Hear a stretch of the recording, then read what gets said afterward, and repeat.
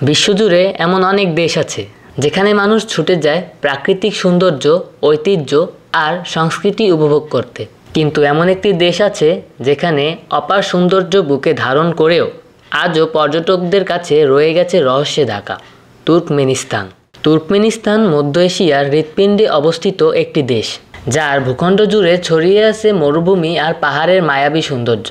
Karakum মরুভূমির রহস্যময়তা, gate to hell নামের জ্বলন্ত গ্যাস ক্রেটার, সবকিছু যেন কল্পনার মতো।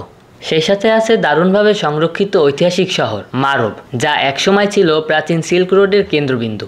প্রাকৃতিক সৌন্দর্য থাকলেও তুর্কমেনিস্তান পর্যটকদের মূল গন্তব্য হয়ে উঠতে পারেনি।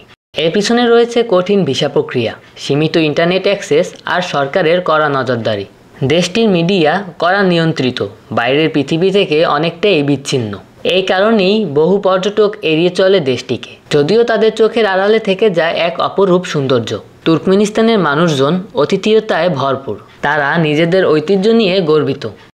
রঙিন পোশাক, লোকসংস্কৃতি আর আখালটেকে নামক এক বিশেষ ঘোড়ার জাত তাদের পরিচিতি বহন করে বিশ্বজুড়ে।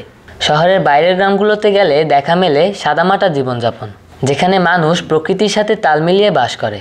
তেল ও গ্যাসে সমৃদ্ধ তুর্কমেনিস্তান অর্থনৈতিক দিক থেকেও গুরুত্বপূর্ণ। ভবিষ্যতে যদি পর্যটনের জন্য দরজা খুলে দেওয়া হয়, তাহলে দেশটি হতে পারে এশিয়ার অন্যতম বড় আকর্ষণ। উন্নয়ন প্রকল্প চলছে, তবে সেই সঙ্গে প্রয়োজন উন্মুক্ত মানসিকতা ও বৈদেশিক আগ্রহকে স্বাগত জানানো। তুর্কমেনিস্তান যেন এক সোনার খনি, যার সৌন্দর্য অনেকের অজানা।